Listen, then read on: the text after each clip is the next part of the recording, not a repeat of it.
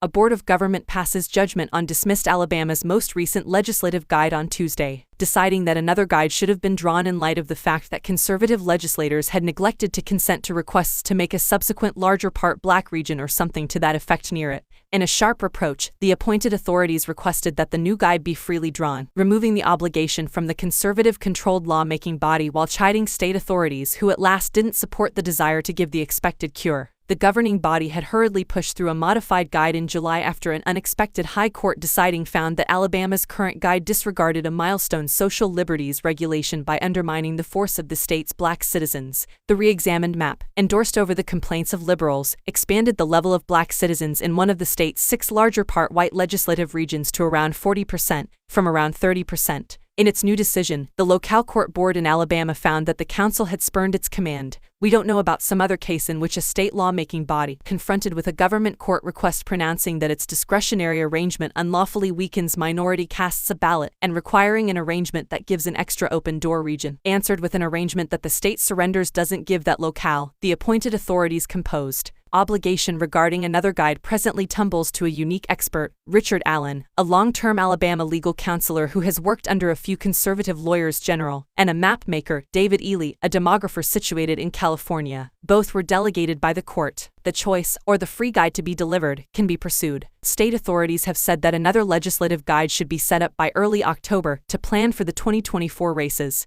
The prosecution has been firmly watched in Washington and the nation over, as a few different states in the South face comparative democratic freedoms difficulties, and control of the U.S. place of delegates lays on a meager edge. Noticeable administrators in Washington, remembering Speaker Kevin McCarthy of California and liberals for the Legislative Black Council, have maintained cautious tabs on the redistricting exertion. No less than one impartial political examination has anticipated that no less than one Alabama region could turn into a political decision shot in the dark with another guide, considering that dark citizens in Alabama will